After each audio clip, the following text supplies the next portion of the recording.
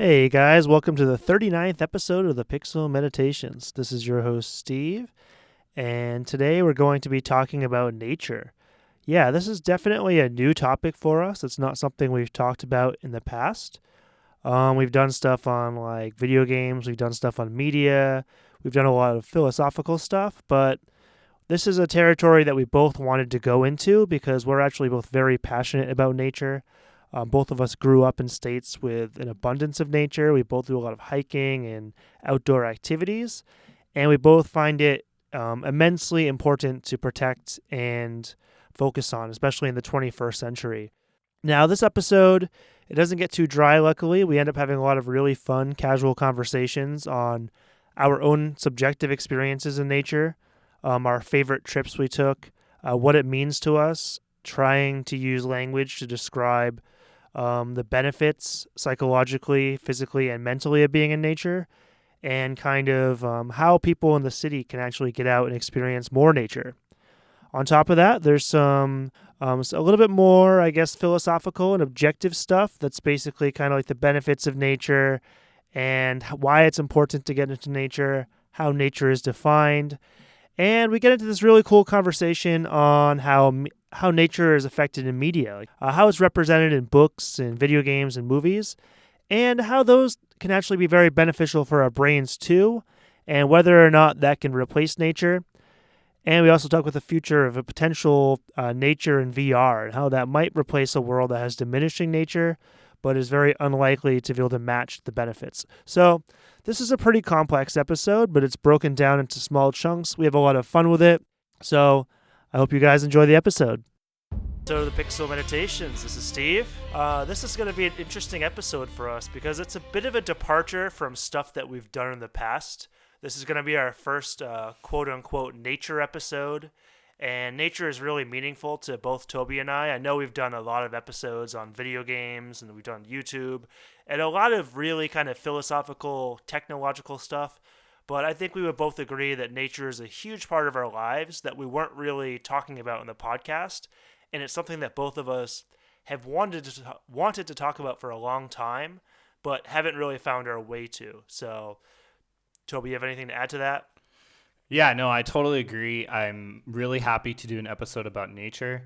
I think maybe combined with gaming, it might be a bit strange for some people. But I think if people knew us and knew the type of people that we were, it would make complete sense that nature is a huge part of our interests. And I mean, it's really part of one of the biggest things that we share in common is just our love of nature, and particularly, aspects of nature that we both love, like hiking and just talking about, mountains, like potentially, taking trips or, various aspects like that. Like we both really share a deep love of nature, and it's cool to cover it in a podcast format. I think it's something that, there aren't a lot of podcasts doing. So I think it's really cool. I think it'll be really fun to talk about this topic. For sure. And I mean, this would be the fourth pillar of the Pixel Meditation. So I guess you call it a pillar. We're basically saying that our kind of, I guess the four pillars would be kind of like video games or gaming, media related stuff. So that's kind of like your YouTube or like Alien franchise episodes, your philosophy, which sort of just gets littered in all our episodes. And now we want to be making some episodes about nature as well. I'm not exactly sure what the future episodes with nature will entail yet, but expect to hear a little bit more about it. Yeah, for sure. I think we'll continue making a lot of episodes related to these topics and going forward. Yeah, very cool, very cool. Well, I mean, I guess we could just jump right in, and like, I guess we're talking about nature. So, what is nature? I mean, everyone kind of knows what nature is. There's an innate part of us. It's like, yeah, that's nature, or that's not nature. But how would you actually define nature?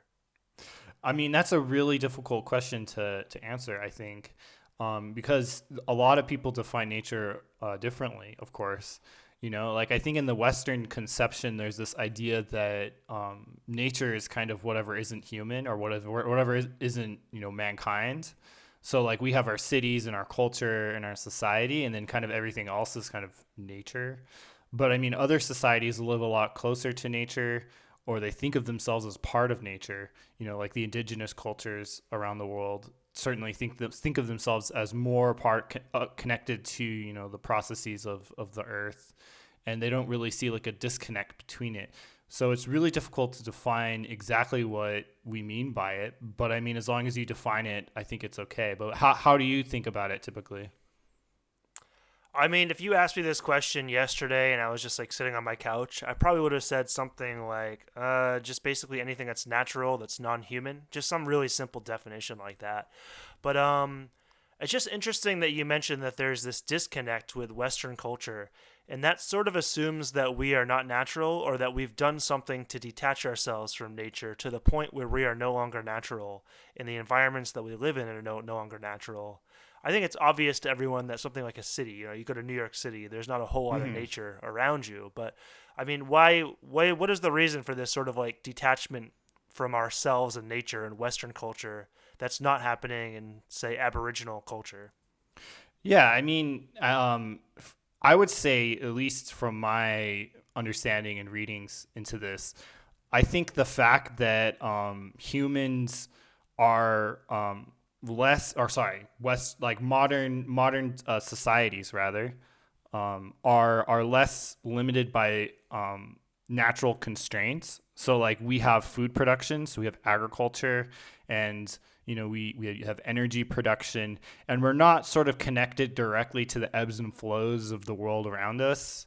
So in that sense, we're kind of like making our own rules, and we're kind of disconnected from like the outside system, at least to the average person's point of view. But I think if you actually look at everything, you'd realize that we're still, even agriculture obviously is still very heavily dependent on nature or ecosystem processes in the world around us. So I would say it's kind of like a myth that we're disconnected from nature, but I can understand why people would kind of perceive that, just because we seem to have less constraints than say your average indigenous tribe or something like that.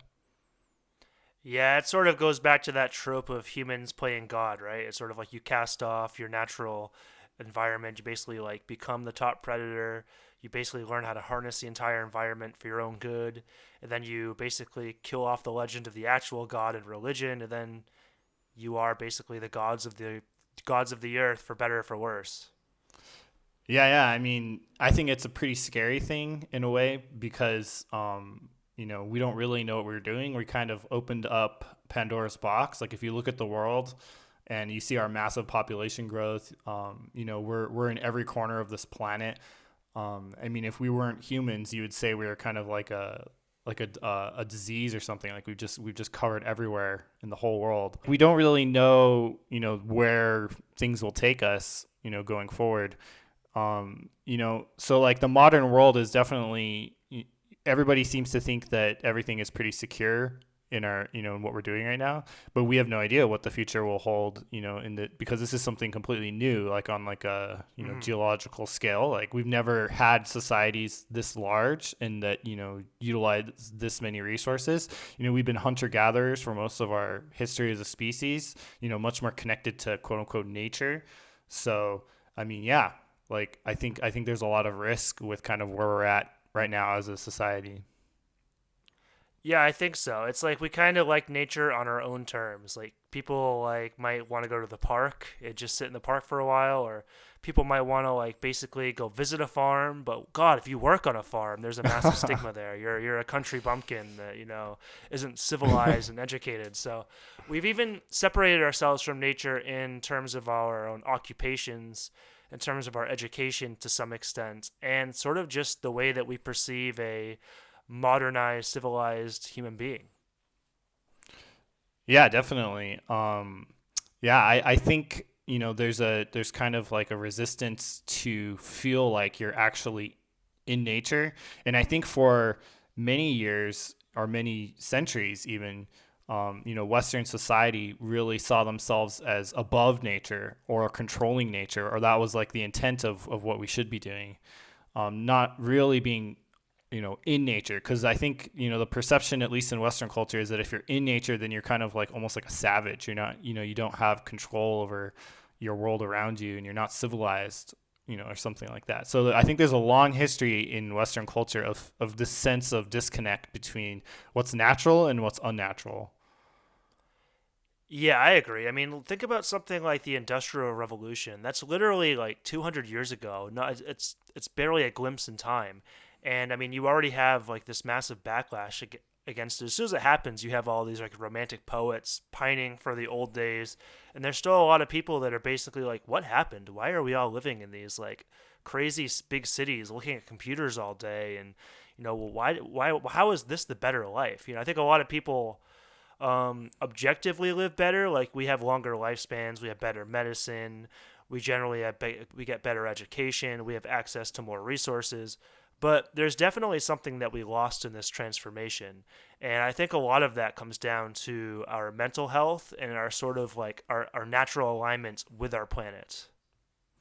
Yeah. Yeah, no, for sure. I mean, I think more and more, we're really becoming quite aware of these costs that we've really endured since the time really since the first time we started agriculture. We started pushing ourselves away from the natural processes of the world around us. Like we're very connected with the fact that this modern life that we live is a very, I would say, unnatural experience. Like it's just the 9 to 5 working culture, the stressful car commutes, living in communities of houses that are all like cookie cutter copies of each other, like being really divorced from just that original kind of mindset that we had, where we were just like bands of basically families living in harsh environments. That sounds worse, but I mean that's really what we're meant to do. So like having this current construction of the modern world, and in some ways it's much worse than even the harshest conditions that our hunter gatherer ancestors potentially faced. Yeah, and I guess this brings us to the point where people are going to start asking for a remedy of some kind. Like, there's got to be some kind of, maybe not exactly a happy medium, but there's got to be a way to better balance this, basically like just boom of technology and modernization, and basically sitting in front of screens in big cities. There's got to be a way for even city dwellers to sort of have a better balance with nature and, I guess, the material world. Yeah. I mean, I would hope so. I think there's definitely ways to improve it for sure. Like we don't have to be so harsh on having these really, specifically defined work days, 9 to 5 or something like that. I think we should be more flexible with how we think of work, how we define work. I mean, there's all kinds of aspects. I think the material pursuit of the average day man's life, like just find, acquisition of wealth and, buying more objects to please Mm-hmm. yourself, you know, to find a lot, basically to find a lot of status in material items. I think, we can think of different ways that we can construct how to live a life. Like you don't necessarily have to live in that sort of pursuit of objects kind of way of thinking. Yeah, and I actually think that this is starting to happen with some like kindergartens and preschools. I mean, you probably heard about these. There's a lot of like kindergartens and preschools that have like trees growing right in the schools, or they have a lot of like outdoor classes, or they're using Hmm. a lot of natural items to teach the kids. Like the kids will go outside and they'll collect a bunch of leaves and they'll make some art with it. It's not like our generation didn't do any of that stuff, but I think that we are becoming more aware of our disconnection from nature, and the science is coming in that people are generally happier when they're in nature, and it Hmm. has an ability to suppress anxiety, to assist in depression, to give your life more meaning.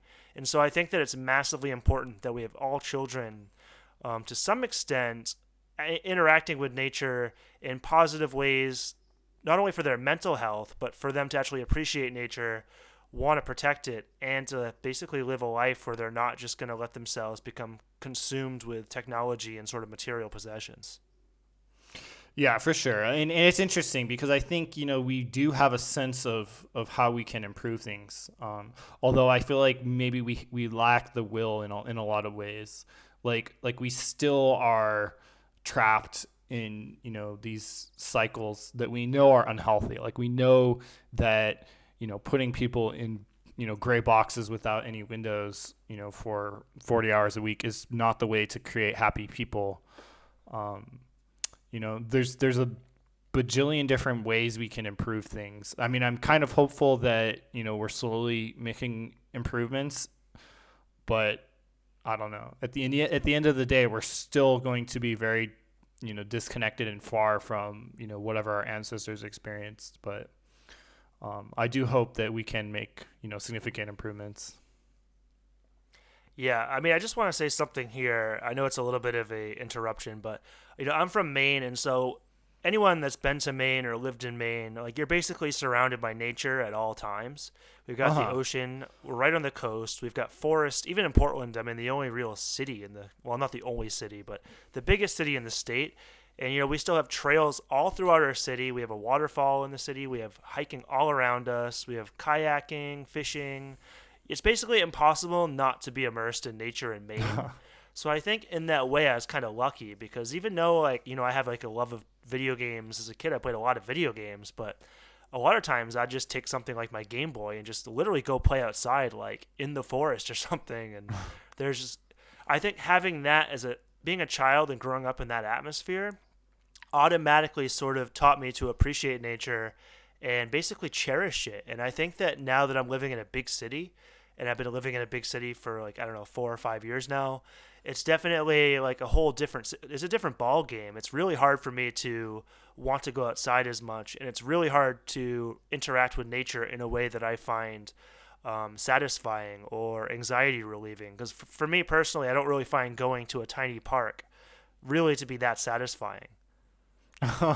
Yeah, that's really cool. I mean, it's interesting because before I met you, I never thought of Maine as this place of great nature. Like I don't know. I mean, I think that's really awesome though. That's all we have. It's all you have. But I mean, to be honest, I didn't really know anything about Maine before I met you. But yeah, I mean, I'm from the West, so I'm from New Mexico, and we're just surrounded by huge mountains. And yeah, I mean, there's way more nature than there is people out there. You can't really say a lot positive about New Mexico, but you can say a lot just in terms of like the cities and modern life and the jobs that are available and stuff like that. That there's a lot to be desired in terms of that aspect. But in terms of nature, it's just amazing. We have in Albuquerque, we have the Sandias, which are amazing. These huge mountains, a part of the Rocky Mountains. And then you have different types of nature as well in New Mexico. Like you have obviously the desert, in the Southwest, which is really famous. Cacti and, really arid, desolate kinds of climate. But then you also have huge mountains with beautiful, coniferous trees like the ponderosa pine. You have a variety of different ecosystems. And yeah, like growing up in New Mexico, it's really, really hard not to appreciate nature. It really, really is. And I think it really comes down to that for a lot of people. Like if you grow up in a state that doesn't have great nature, like you may not end up appreciating it. Like I feel really sorry for people who are raised in like I don't know, like Illinois or something like that. Chicago, like surrounded by cornfields and stuff like that. Like you don't really see, nature. You don't see real ecosystems. Like everything's just man-made corn or city. Yeah, although I mean, I don't entirely agree with that. I mean, I have like really, really great memories of my grandparents' farm in New York, and they had tons of cornfields and they had orchards. And I mean, as a kid, I just found it amazing to run through that and explore. And it just felt like it felt amazing. But I know what you mean. Like if you're raised in a place with tons of cornfields, you don't have as much inspiring nature around you, and especially not in terms of the natural ecosystem.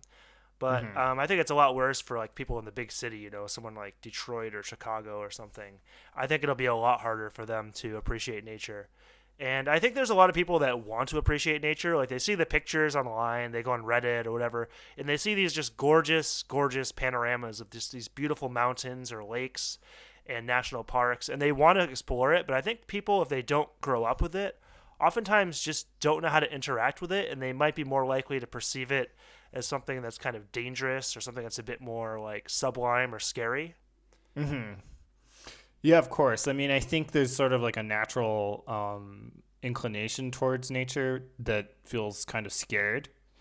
Um, and I mean, I think it's okay to feel scared a little bit because there are aspects that are certainly not safe, especially like if you're in like Canada, like grizzly bear country, like those guys are still scare me. Like I don't know, like have you ever been hiking in a forest with brown bears around? Black bears, not brown bears. Yeah, yeah, yeah. Of course, black bears, but I mean, black bears are little guys and are a lot less scary than brown bears, man. Yeah, totally, totally. I mean, I've heard a lot of horror stories about grizzlies and hiking with grizzlies, and how you have to basically just make sure you have no food around, you have to hang your stuff in a tree. And yeah, they seem very menacing, and you wouldn't want to run into one. No, absolutely not. I mean, you can appreciate them, but even being within a eyesight vicinity of them, I think for most people would be a very terrifying experience and something they wouldn't want to do.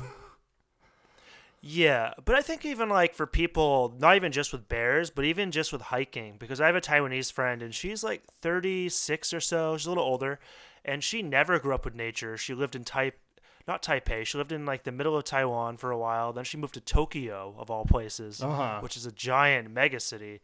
And so, I mean, when we took her on the hiking trails, if it wasn't flat, like even if you had to climb any rocks or do any kind of like, I guess I'll call it technical climbing or scramble. She just like freaked out. Like her body, she was just shaking. She was visibly like, "Oh my god, I can't do this." And I think that it's sort of like people who are raised in nature. They learn how to like fall out of a tree, and you fall into like as a kid. I had this time where I just fell into this fucking um. There's ice, and I didn't realize it was like really weak. So I put my foot on it, and my legs were just like doused in ice cold water in like the winter. Oh And I mean, man. like I didn't freak out. I just was like, okay, this is really cold. I should not be out here in this. So I got to run home as fast as I can. But had that happened to someone in the city, I imagine the response might have been a lot more kind of nerve-wracking for them. I just think the survival instincts. I feel like their survival instincts just aren't there as much with nature. Yeah, that's true. I mean, in cities, I think people tend to really amplify their kind of like fears and worries about little tiny things. Like, like famously, like people in America, like with their children and stuff like that, they're really obsessed with like making sure like their kids are really clean, to the point where like it actually potentially might make the kids sick because they're not developing the healthy like gut flora and stuff like that. Like they're like washing their hands way too much, like their fingers aren't even getting Yeah. dirty or anything like that. Like just always having that like really super high alcohol hand sanitizer stuff around like at all times, and just like constantly using it. Like seriously, like it's actually kind of scary how people are using that kind of stuff because we're supposed to be exposed to like all kinds of bacteria and fungi and everything. Like we're supposed to have all of that stuff in us. It keeps us healthy in a lot of ways, and without it, it's just like really bad. Like you may get all kinds of crazy autoimmune diseases and all this stuff. But yeah, I mean, I think if you're used to going out in nature and stuff like that, like you just don't think about your hands being a little bit dirty or whatever. Like I think you really have to live in a city to really have that conception at all. Yeah, I think so. I mean, it's just when you're living with the woods right behind you, or next to an ocean or something. I mean, the ocean's probably the mildest thing you can have in terms of nature, but when you have nature at your back door, you're just not worried about getting a little bit dirty, or you're not worried about because Maine, I think the worst thing we have honestly is ticks. Like when you go hiking, Oh like yeah. there's a decent chance that you're gonna run into ticks because we just and those are awful. Like that's like really like that's the scariest thing for me when I go hiking in Maine or I go outdoors, especially when there's tall grass, is the ticks. But honestly, like people scare me much more than nature does. The idea of being in like a city like Chicago people would be much more scary to me than anything I'm gonna run into in the backwoods of Maine. Yeah, that's true. I mean, yeah. I mean, I think that's more of an American city kind of thing because American cities are pretty scary places, I think. Yeah, like in Can Europe, be. I'm not really scared in Europe as much. It's actually great. It's actually the best of everywhere because in Asia the people don't really scare me, but the cars scare me. Yeah, scooters, cars. Yeah, because people like literally don't know how to drive or something. I don't get it. But in Europe, the people are really safe and also they drive really well. So it's kind of ideal in multiple ways. All right, man. Well, I'm gonna ask you. Put this question down. I think it's really cool. So you ask, can humans survive without nature? I mean, I think that's an interesting question. I'm not really sure. It obviously depends on how you define nature, but if it means can we survive without other species that aren't humans, I would say no, absolutely not. I don't even think we can survive without natural landscapes. Like I think if you don't have nature to go to, like you'll just go crazy. At least for me, I can't feel well unless I have some amount of time out in a place that's not urban. Yeah, I mean, I would give this a resounding no. As soon as I read this question, I knew inherently that the answer was no, but I did a little bit of research into it I was curious what other people might have said. But no, totally. I think that unless we can really make this virtual world where you can walk around in the forest through like a VR headset in 20 years or something, Yeah, yeah. there's pretty much no chance that you're gonna be able to survive without natural landscapes. And I mean, like I just think that like we are natural at our core. We are natural, and so much of our society runs on nature. We might not think so, but all that food you're eating, all the materials used to create all those material possessions, the stuff that's fueling your economy. All of this is driven by nature. You could talk Hmm. about anything from like your fisheries to your getting timber from the woods. All are without resources, we really can't make anything. Yeah, of course. And all those resources have natural constraints and limitations, and you know I think it will come back to us eventually if we don't think about our resource utilization. And we obviously have to be aware of how we're utilizing nature, um, because if we're not, then in a century this world will be completely different. It'll be a total wasteland, I think.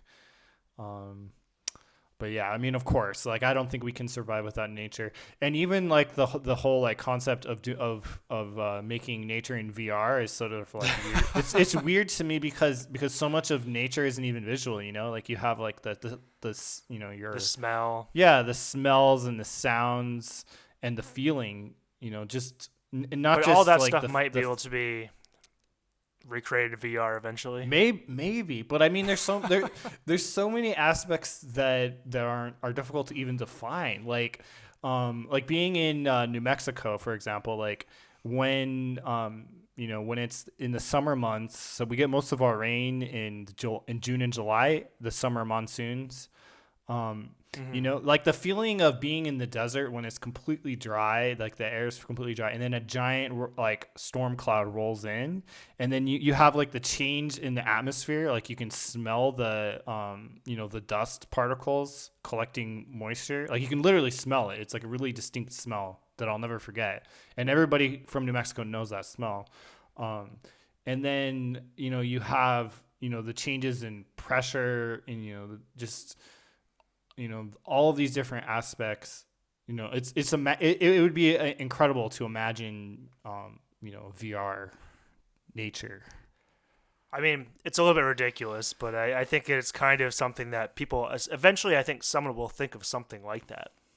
Because I mean, it's not really Yeah. that far fetched in the realm. But yeah, I mean, I just think it's without going too far into it, because I mean, this is really kind of like a little bit in the political realm. But what do you think about this kind of rise in the last? I don't know exactly when it started. I'd probably say I guess it seems like the 1960s when the revolution started, basically. But I would say like, what is this like whole like tree hugger anti-environmentalist sentiment? Oh, the Green Party, or they're just like a bunch of tree huggers. Like, what is the purpose of this sort of backlash against loving nature? Like, what is this?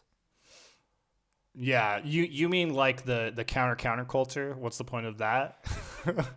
No, no. I mean, like, what's the point of these people who are sort of against tree huggers or against Yeah, yeah. environmentalists? Like, what is their aim? Yeah, I know. That's interesting. So okay, so like counterculture would obviously be the hippies, right?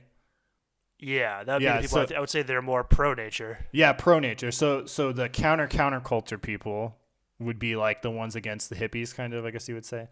Um, I mean, I think it's kind of weird. The whole '60s era, I think, is kind of steeped in this. It's not just environmentalism. I mean, it's also like anti-war. Like why are all these people like against people who are anti-war? Shouldn't anti-war be kind of a default condition? Like, why would you be pro-war? That doesn't really make any sense. But I mean, this is like superseded the '60s, though. I mean, it's still very kind of relevant in today's world. Without naming specific politicians, we have presidents and prime ministers who are actually they don't really want to meet climate. They don't want to go to like climate accords. They don't want to sign any kind of agreements that they're going to cut carbon emissions. What is this whole backlash against like global warming and like just environmentalist thinking in general? Yeah, I mean, I don't know exactly, but I mean, I think, a huge segment of the American population, they really are very stuck on, the exact same kind of mentality that, was responsible for humans being completely disconnected from nature in the first place. Like, like they want to believe that there's no limitations in this world, that we can do whatever we want, that we're like the masters of Earth, that it's this like super abundant system that we can never really destroy. Like of course the climate's always varied, humans have had no impact on it or whatever. Like or like just like the idea that the Earth is not something that we can really negatively impact with our actions, and also that the most important aspects are things that improve the quality of life of humans. They don't want to think about, well, maybe it's not a good idea for everybody to have 3 cars and, giant houses.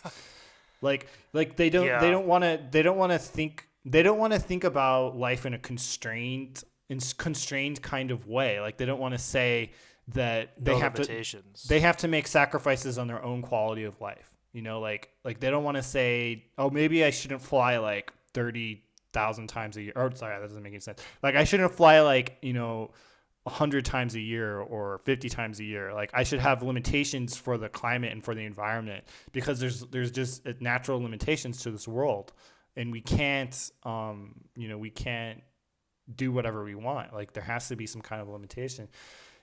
I just think people don't want to have that conception. Like they feel like they should, like it's the human right almost to just live in a world without any limitation at all. And it doesn't make any sense, because that's not the world we live in. We live in a world with defined limits. Like the world can only produce this much food per year, or there's only this much gas in the ground, or the climate Right. can only take this much CO2 before making the earth inhospitable. So I mean, there's defined limits that we have to accept. Yeah, I agree. I mean, without going too much further into it, I would say I think that there's just like a very small percentage of people that have a lot of power and they don't want to be limited, but they're more than happy with like a lot of other people having limitations, but just not them. And so they don't want to change the rules that will also, they don't want to change the rules that might make them compromise their power or compromise the authority that they think they have over Yeah, nature. yeah. But let's move on a little bit, because I think this is kind of a cool question I just thought of before the podcast, and that's it sort of goes back to that VR thing a little bit. But can nature be captured in media? Because I think that when we think about movies like Lord of the Rings, or even reading, we talked about Lord of the Rings, how it's such a especially Fellowship of the Ring, it's such a nature-oriented book, and it really does make you feel like you are like wandering not just a magical realm, but this really, really vast natural realm with just these terrifyingly dark forests and these beautiful cities and the mountains that are these harmonious elves living, and what's that, Lothlorien. So I think that there's certain media that captures nature really well. And I would even argue that like the part of the reason that I played a lot of RPGs and like adventure games as a kid, games like Final Fantasy and The Legend of Zelda, is because those games have such an amazing sense of the natural world inside them. You experience the natural world just in sort of a virtual realm. So what do you think about like people maybe not replacing, but maybe supporting their lack of natural life with stuff like literature, books, or like literature, movies, or video games? Yeah, I mean that's absolutely something that can be done and should be done, and I think it's really really cool. So we were talking before this episode that just yesterday I watched Dances with Wolves. So it's like a 4 hour movie with Kevin Costner, and he's basically like a soldier in the Union Army who goes out west and lives with the Lakota Indian tribe or Native American tribe, and it's so beautiful. Like the landscapes are incredible, and like it's not just forests. It's the Great Plains of the United States. Like I think I've only been to South Dakota like once in my life. Like I saw Mount Rushmore or whatever, but like Mm-hmm. the Great Plains, and not like cornfields either. Like literally like the prairies that are just unmaintained. The kind of like the area where you had these massive million buffalo herds and stuff. You know, just 100 years ago or 200 years ago. Like that landscape is so incredibly beautiful. Like it's similar also to like the steppes of Asia or whatever, like where you would imagine the Mongols live. Mongolia. Yeah, Yeah. Mongolia or something like it's kind of like that. Like it has this like very desolate but just like utterly beautiful quality. And like as somebody who's never really been to the Great Plains very much, like I can appreciate that through a movie like Dances with Wolves. Like it's so incredibly beautiful and awesome. And yeah, like I think media is extremely important, especially for people who live in big cities who have no ability to like go out in nature. It's so essential that they see that these places are incredible and they're so worthy of protection.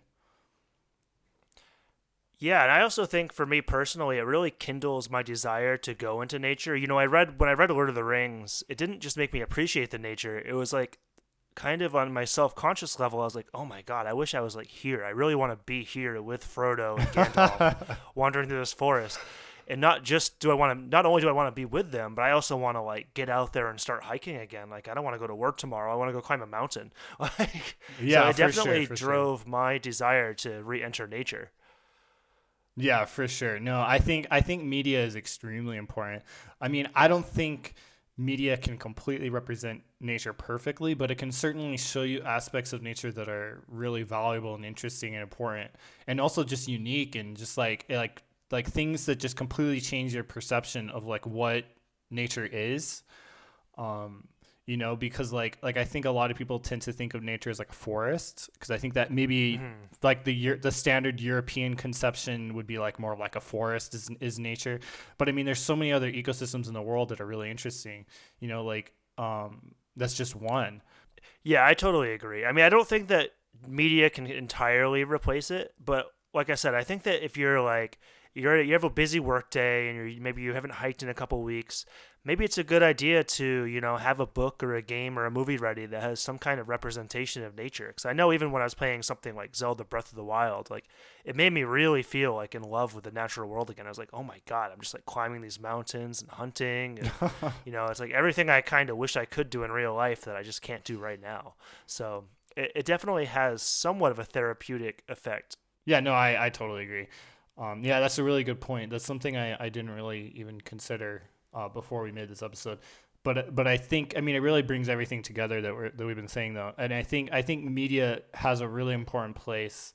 And even this podcast as an episode about nature is kind of in that vein, because we're trying to promote the idea that nature is worth protecting and it's really interesting and we both really love it. So I mean, yeah, I mean it totally follows from what we're saying. Okay, cool. Well, I think we're going to get more into our side of the story now, kind of like how we kind of think about nature and our experiences with nature, because I think that's a really important part of this episode. So, Toby, you personally, what do you enjoy doing in nature? Well, I mean, I think for me, the thing I enjoy most is just not being in a city. but but beyond that, I really love camping. I think camping's really great.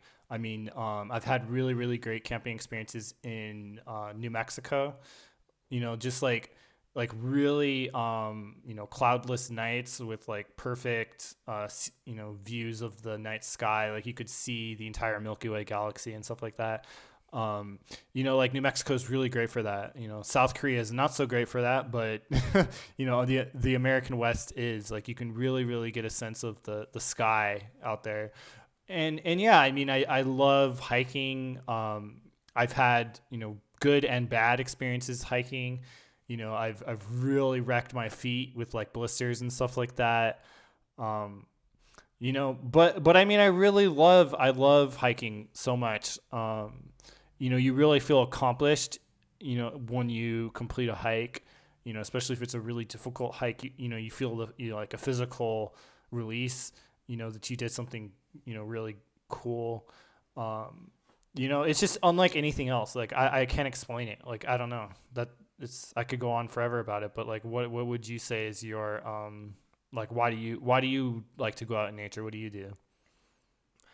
Yeah, I mean, I don't think there's any reason to just list stuff. I'm like, I like kayaking and fishing. No, I mean, I think for me, I do like kayaking and fishing, but I think that, for me, I think hiking is probably my favorite too because it's very accessible. You can do it anywhere, and there's so many awesome hikes that have just different technical aspects, different altitudes, different things to see.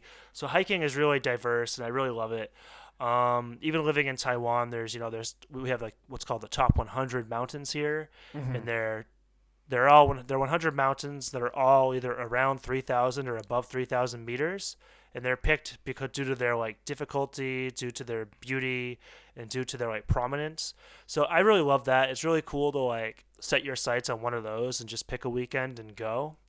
So I really love hiking, and I think for that same reason that you do. I mean, I think that it's an escape from the city. It's an escape from your own mind. It's your monkey brain, so to speak. You're not worrying and having this constant, perpetual kind of voice that's kind of telling you like what you have to get done throughout the day.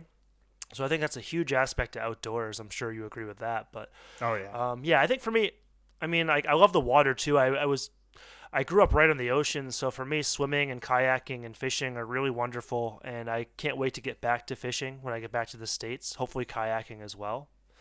So yeah, I think that would be my hiking, then probably kayaking and fishing as a two and three. Okay. Yeah, no, that's really cool.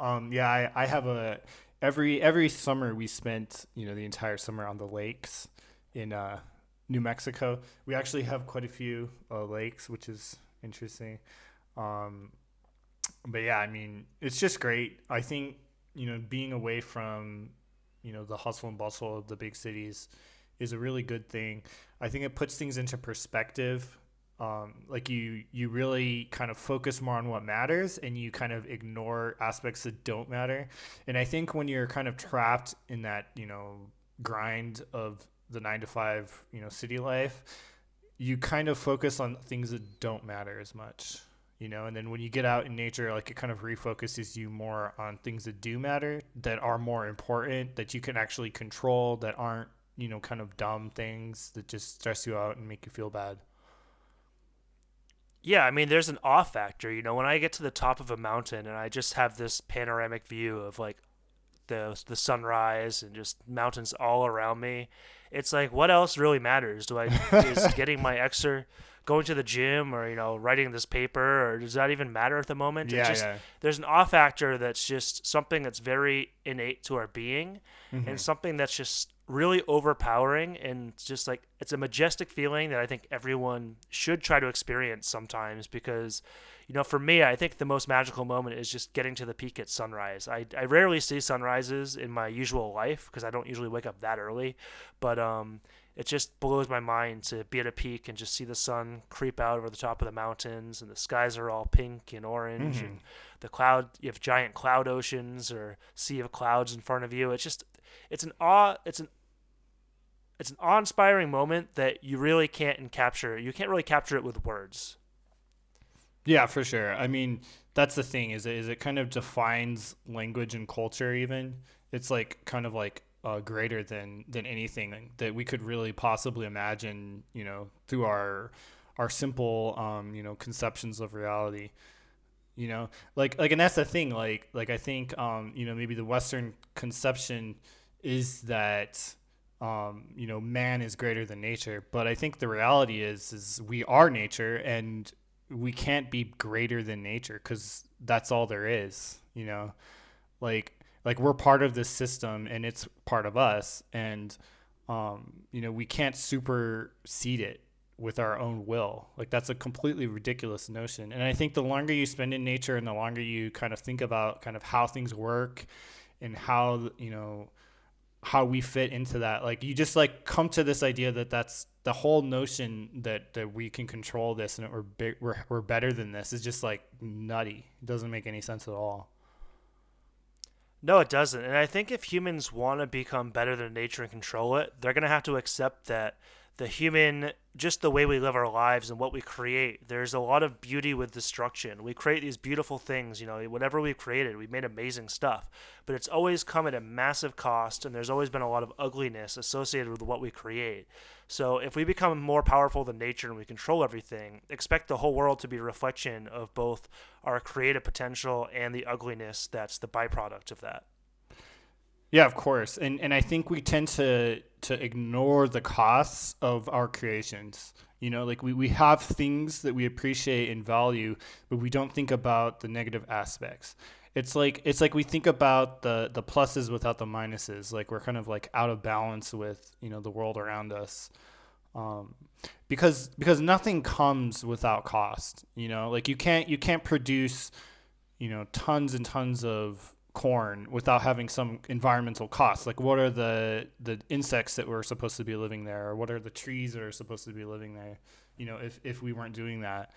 I mean, there's so many costs that we never think about at all. Like what are the costs of pumping tons of CO2 into the atmosphere without any concern whatsoever. Like we just don't think about it. Like we're not connected to that, to the negative aspect. It's only the positive aspect. And I think people are so high on the positive aspects that they don't even they think that it's absurd to even think about the negative aspects. But it's like it just doesn't make any sense. Like if you actually have a open, holistic point of view, it doesn't make any sense at all not to think about the negative too. No, I mean it doesn't, but it does make sense in a world where you're basically acting on sort of greed and profit. I mean, it makes sense in that Mm-hmm. narrative. You have people who are operating, like we have, now evidence that a lot of companies were aware of kind of the negative impacts that they were going to create on the environment, and the fact that they might have been actually contributing to global warming. But when you're a corporation and your goal is just to make profit, the negative damage to the environment doesn't really fit into your prescription for success. And I think that the problem is like eventually when you do destroy all the resources and you break ecosystems apart, like you no longer have anything to generate profit. Yeah, exactly. I mean, that's the thing is publicly traded companies are obligated, by law to only focus on the quarter for their shareholders. That's it. That's like by law, that's their only concern. And like by law, that kind of means that they're not thinking about 10 years or 50 years, in the future. You know, it's like if they maximize the productivity for the quarter, like how does that harm, the future? It's not necessarily clear. No, it's not. I mean, I think like Coca-Cola got labeled as the dirtiest, the biggest, highest, the most dirty company in the world. They cause the most pollution. And, when you're Coca-Cola and you're competing with Pepsi, you think, Yeah. we take a break. We care about the environment. What's Pepsi going to do? Are they going to do the same thing? So there's a point where competition doesn't really benefit humans as a whole. I think No. that like this whole idea of hyper competition, winner takes all, zero sum games, all that stuff is sort of you have to throw some of it out the window at some point and kind of return to the cooperation and the sort of like actual connectedness we have to each other and to our environment. Yeah, yeah. I mean, we have to think about it on that level. Because if we don't, in the end, we're kind of just going to, utilize all these resources beyond the breaking point, and it's we're not going to be Yeah. able to have this this modern world that we enjoy right now. It'll be something very different and something much more horrible than I think most people even want to accept. But it's just a little bit frustrating because some people have this whole like economic winner take all. It's just embedded in their brain. Like if I ever talk to my dad about how like a billionaire shouldn't have Oh $1 billion, yeah, yeah, yeah. he gets angry. He's like, but he made that money. He made that money. He worked so hard to get it. Why should we be taking it away from him? And I'm like, we shouldn't be taking away people's money, but we should have sort of a point where like this is kind of like the ceiling. You don't make money. You don't need to make more. Yeah. You don't need to have $100 billion, Jeff Bezos, or you don't need to have $50 billion. For what purpose? All you're going to do with that money, even if you're really philanthropic, is you're basically just going to cause a bunch of excess everywhere. Yeah, exactly. I mean, and that's the thing is billionaires don't exist in a vacuum. Like many people work for these companies, and many people contribute to them being successful. And as a society, we create systems that these companies depend on that like the roads or whatever, or like in Jeff Bezos's case, like internet infrastructure or something like that. We pay taxes and for all of this stuff that makes all of those things possible. So I mean, it's not like it's just his. Like we all created it collectively together.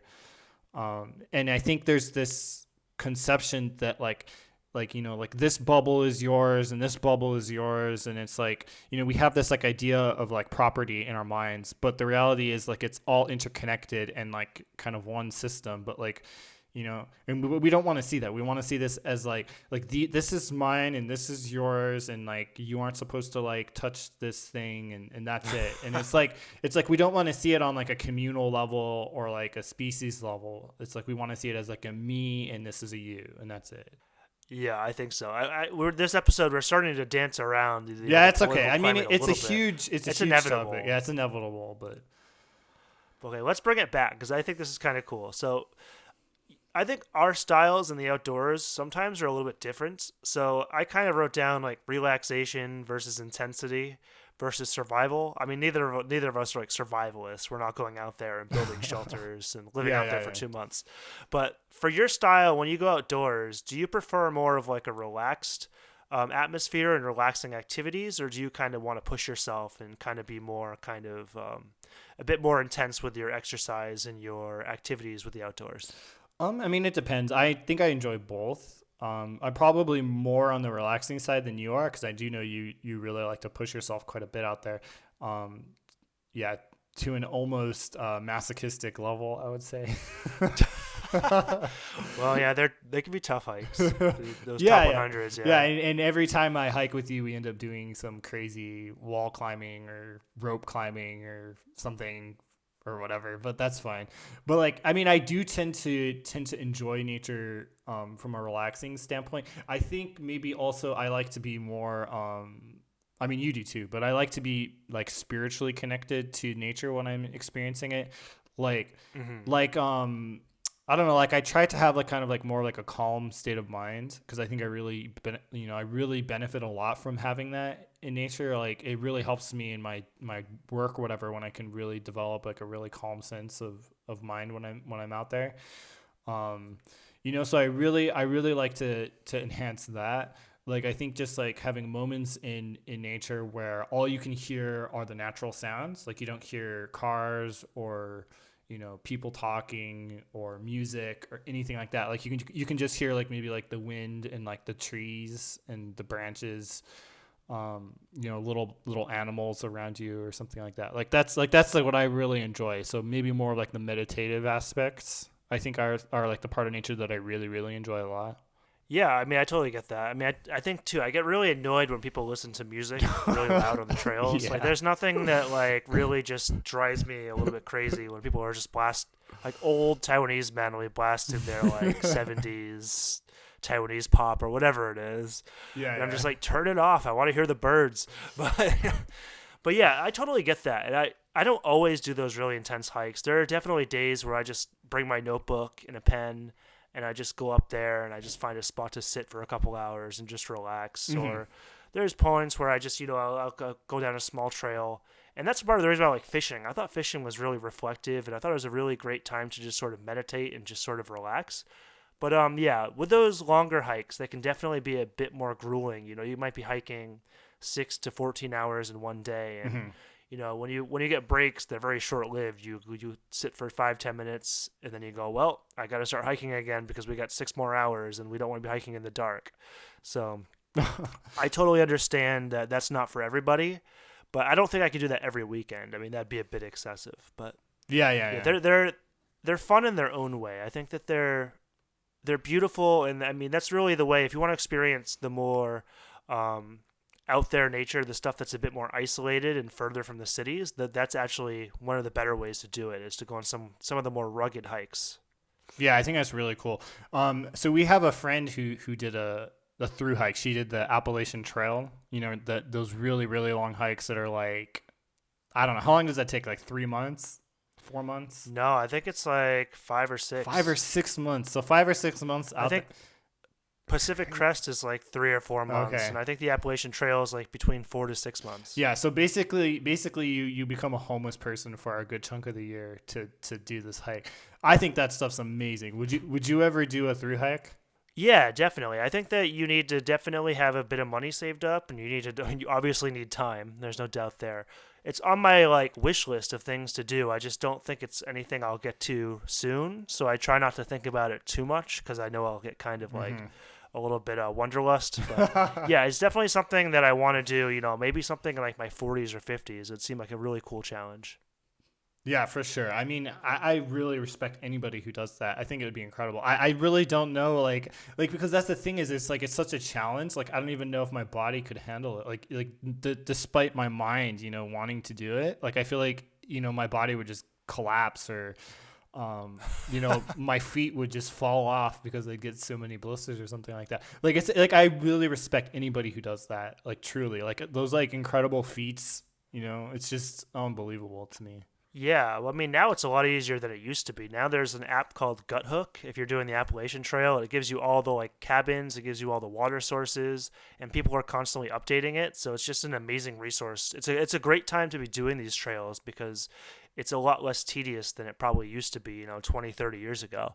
But yeah, Yeah, they that's are true. really, really crazy feats. I mean, the ability, the endurance you would need, and it's just the willpower. I think the willpower would be the part that would be the hardest for me. Is like when you get to a city or something, and be like, oh man, I might just like call it quits and go sleep in a hotel for a night and then go home after like a month of hiking. But you have to just power through it and keep going. Yeah. Yeah. Yeah. No, I think it's really cool. And that's the thing about nature that I really love is you can make of it as you want. Like you can do these incredible, feats that are just super impressive, or you can just go out there and meditate. You don't necessarily have to, be like a superhuman out there. Like you can enjoy the day just fine, find a nice quiet spot or something like that. So I mean, there's more than a few ways to enjoy it. So it's always good to keep in mind, I think. Yeah, and I would also say like if you're someone who's not really in the know about outdoors, don't go and just blow all your money on like the best equipment. Oh God, I think yeah. it's like really easy. I think it's really easy to get sucked into those YouTube videos and sort of that like hyper ultra lightweight mentality and just blow $2,000 on like a hiking setup. But I don't think that you need all that stuff. I mean, I would say like just do your research, do a little bit of research, start with easy hikes. And just if you want to get into hiking, say, just build yourself up. Do like easy day hikes, medium day hikes, weekend hikes. If you get really into it, that's when you can start dropping some money on better gear. But try to avoid that rat race of like, I guess I would say like the gearheads. Yeah, yeah. I mean, yeah, that is, and it's kind of funny because, we talk about, conservation and nature and why it's great and why we should protect it. And then it's like people think that, and then they go out and they buy all of this like really expensive, clearly like unsustainable kind of gear, It's just But I do interesting. think It's interesting. But I do think you do need to have certain items. Like, I wouldn't want to go hiking with like a bad tent. Say, I like to have a nice tent, and I think that having a nice bag is really important. The thing you're going to carry on your back, and I mean, just your shoes and your bag. Like for me, I'm walking on my feet sometimes for 14 hours a day, and I'm carrying this bag up a mountain. Like they have to be comfortable. You can't have it just like any old bag. Yeah, for sure. No, I agree with that. I mean, people need like some type of equipment out there. I mean, not even just for comfort really, but just for safety. Like you need to be able to carry, you know, the bare essentials out there for sure. But it's just interesting. I mean, I think people just in general with gear kind of go a little bit crazy. Yeah. They buy way more than they probably need, and it's not just hiking; it's anything, everything. And there's almost like a competition and a status thing associated with just gear itself for and I think that aspect of being into nature kind of sucks. Like I really don't like that at all. Yeah, I mean, there's kind of a good side and a bad side, right? There's a lot of really cool innovation. There's a lot of small companies that are making these amazing products that are really lightweight. They're using like very eco-friendly materials. But on the same side, yeah, it's sort of turning it into another race to see who has like the best gear, the best setup, and Mm-hmm. you know, I don't really like that aspect either. Though what I will say in the defense of some of these companies, like my bag is Osprey and I love Osprey. And a lot of these like companies like that will give you a lifetime warranty on the item, and they'll actually like if part of your bag breaks, they'll just ship you a new like zipper or a new buckle, whatever breaks off of it. So sometimes investing in a really solid piece of gear can be worth it.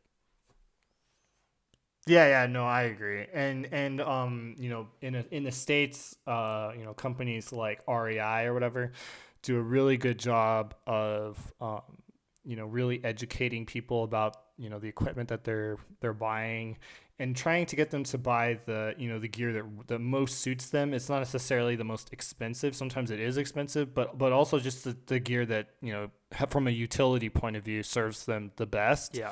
And not just trying to upsell them, every corner.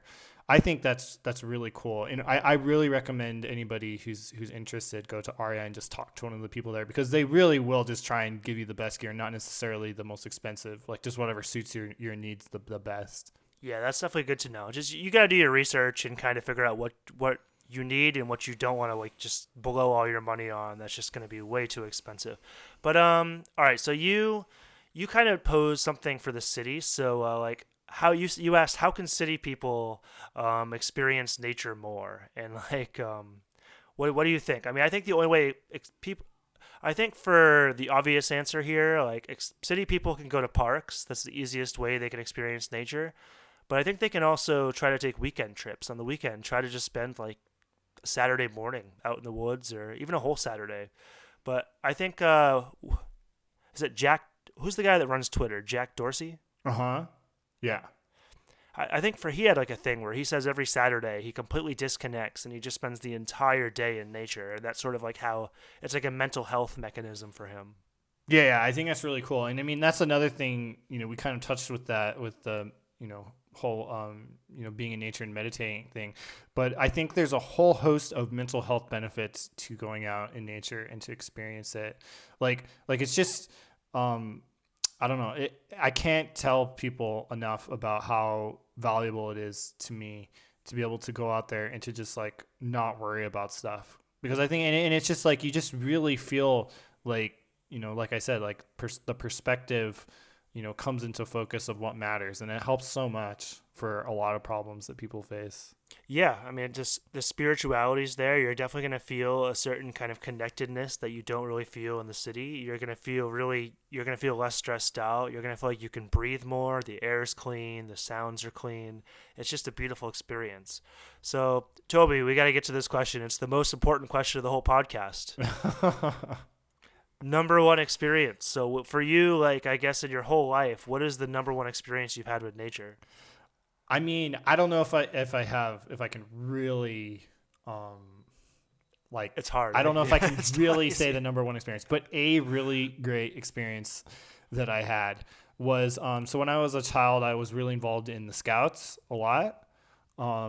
And I had a one trip that we took to Chaco Canyon, which is it's a national historical monument in northwestern New Mexico, kind of close to the Navajo reservation, and it's just like really amazing because there's all these really old, basically ruins from the Anasazi people who lived there, the Chaco culture, and it's just so cool. I just had like the best trip going up there because we had a camping trip, like going hiking, like seeing the ruins, and then also at night they had really beautiful stars up there. I've never seen a night sky that clear before, and then I don't know, just the whole aspect. I think maybe just being with my friends, together in a close group and just like camping and hanging out. I think that was probably my best memory actually in nature.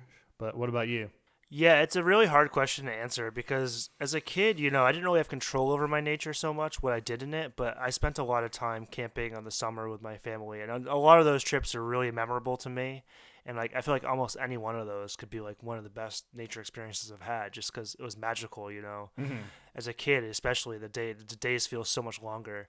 But if I had to like pinpoint just like one thing more in recent times, I guess I would probably say wow, this is a hard freaking question. Like, damn, picking one.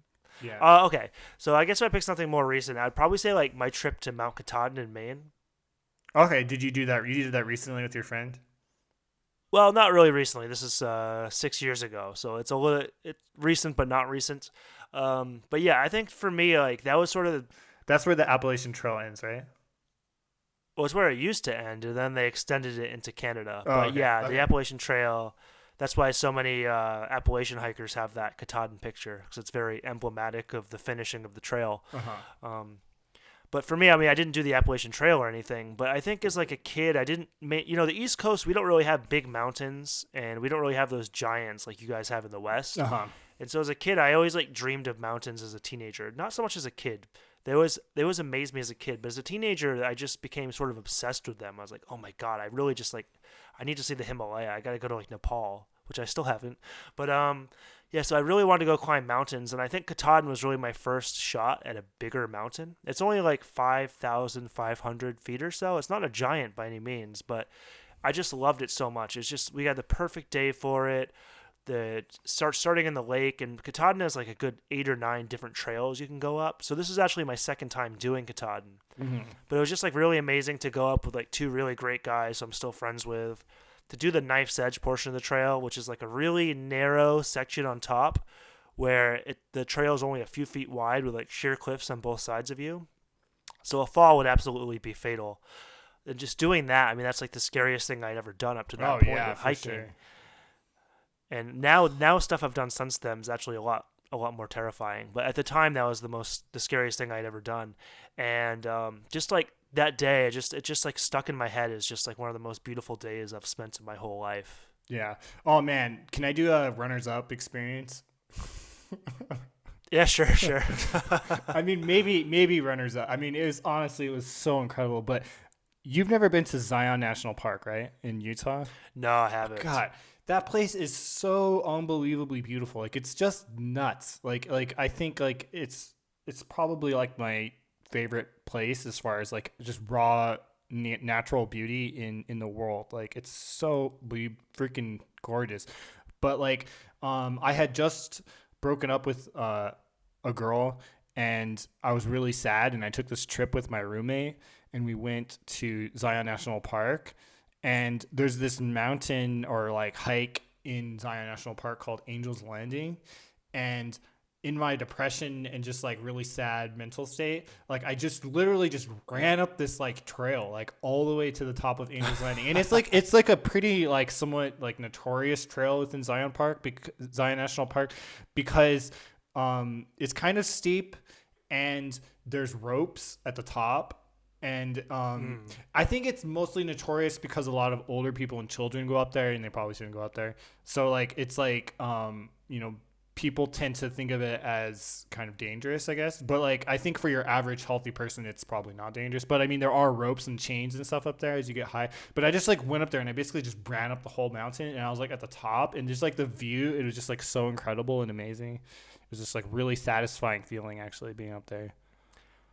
Yeah, it's like when you get to the top, all the hard work ceases to matter anymore. It's just the whole world is just suddenly paused, and you're in just this breathtaking place that it just feels like almost like an eternity in like this moment. Yeah, for sure. No, it's If that makes sense. no, it makes complete sense. I think there's just, it comes back to kind of like that spiritual connection we have with natural places that's unlike anything else. I don't think a city can really give you that same feeling.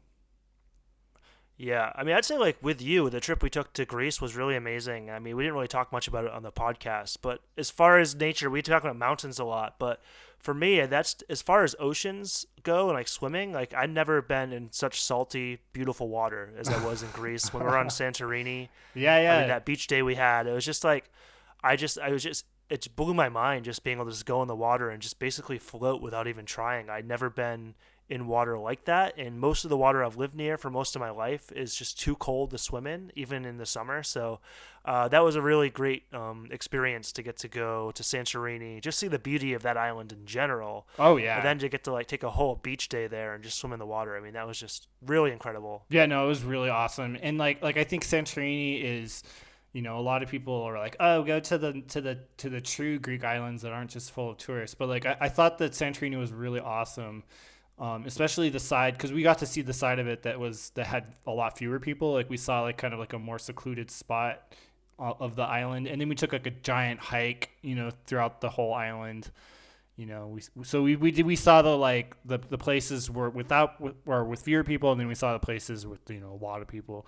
So yeah, no, that was a really cool trip, and that is such a unique island. I think like also just like the fact that you're so high, you can really see down, like you're like really up on those cliffs, and you can really see down into the ocean, from quite a distance. It's just like a really unique, vantage point and experience for sure. Yeah, and plus the caldera being there, and the fact that you have all those traditional classic Greek buildings that are just white with the blue roofs, and they're just on the cliffside. Yeah, yeah. It's just it's an absolutely doing that hike. I think really solidified that as being like an amazing part of the trip. I think without the hike, it would have been a little bit of a different vibe going to Santorini. Oh yeah, for sure. No, and I'm glad we did that, because you can tell that a lot of people really only get that super, touristy vibe from Santorini, and that's kind of like why a lot of people have that perception that it's just a tourist trap island. Yeah, I mean that was a really beautiful sunset. It was a sunset. There was a really beautiful sunset, but that might have actually been my least favorite part of the trip because there's just so many people all around you. Yeah, no, You're trying to take pictures and you got fuzz balls in your picture, like people's hair is just like sticking up in your photo. It's almost impossible to get like a proper picture. Yeah, I know, like it, and it's like that every single day. It's just max packed crowds. It's yeah, it's a little bit rough for sure.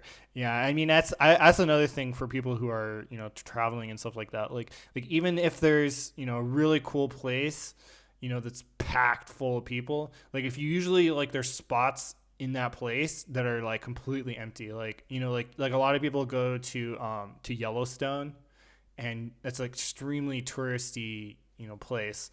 But if you literally just go off the trail like 10 feet, it's completely empty. 10 feet. Like you have to make your own path. You can't just follow the crowds. Yeah, I mean, you got to get kind of out of that herd mentality and sort of just decide to do something that you think most people aren't going to do. A lot of people aren't going to want to hike 4 or 5 hours on Santorini. They just want to take the shuttle bus over there and see the sunrise or see sunset. Yeah. And a lot of people on Yosemite, they just want to take, the main path to see the main, attractions and go home. But if you would kind of make your own itinerary and sort of plan for these experiences rather than just kind of wing it and end up stuck in the crowds, I think you'll have a much better time. Yeah, for sure.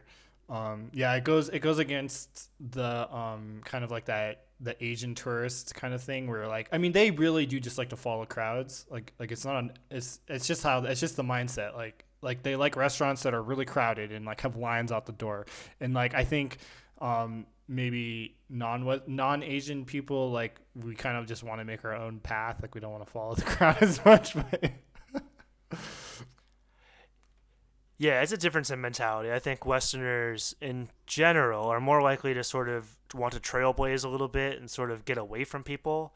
And I think that, Asians, in my experience, have this mentality where if there's a lot of people, it means that there's something quality there. There's something quality to eat or see or do. yeah. I mean, to them, it is a signal of quality, essentially. All right. Was there anything else we should talk about before we wrap this one up? Or I mean, I think we did a good job of covering. I mean, there's a lot of aspects to this, topic that we really didn't get into. Like my graduate studies, like I'm studying environmental science, and obviously like I'm really into this stuff from like a, scientific point of view, academics point of view or whatever. But like there's so many different angles that we can come at this from. I mean, there's a lot more to like the philosophical aspects. I mean, I really enjoyed that we kind of focused mostly on the our experiences, because I do think that's really important. And I think for most people, in order to really understand nature and to have a motivation to protect it, they have to see it from like their own subjective experience. Like that has to be like a really important part. So I think we really covered that well, and I hope people listening to this, if you haven't had an amazing experience in nature or a national park or something like that, like to go out and to do that. Yeah, absolutely. And I mean, I think that we can think of this episode as more of an introduction to the topic. Yeah. There's a lot of stuff. There's a lot of loose ends that we didn't exactly touch. So in future episodes, there's definitely a chance we might come back to a theme or an idea that was presented in this episode or something in our outline that we didn't talk about. But I think Toby basically nailed it. I think that the narrative that we have in our own lives in relation to nature is it's the bond that's going to make us care about nature. It's the bond that's going to make us more interested in fighting global warming, more interested in conserving species, more interested in kind of being LNT, being more aware of like how to become a better hikers and a more clean hikers. And I think, yeah, it all stems from our experience. So if you haven't experienced nature, don't be afraid to. There's definitely very user-friendly ways to do it. And if you do love nature already, then I'm sure that this episode is probably kind of one that you can relate to. All right, guys. Well, thanks for listening to that episode of the Pixel Meditations. It's a pretty new idea to explore, so we hope you guys enjoyed the way we talked about it, and we hope to come back to this topic pretty soon. So we'll see you guys on the next episode. Thanks for joining us on this episode of the Pixel Meditations. We hope you enjoyed the episode as much as we did. If so, please support us and help spread the word about the Pixel Meditations so we can reach new listeners. You can do this by simply subscribing to our podcast, leaving us ratings and reviews on your favorite podcast apps, and by sharing our content. Gaming is as important to you as it is us, so please get in contact with us for any requests, comments, or suggestions. You can find us on Twitter at Pixel Meditation, email at thepixelmeditations@gmail.com, and Facebook at the Pixel Meditations page. Catch you next time for another conversation somewhere in the depths of the gaming universe.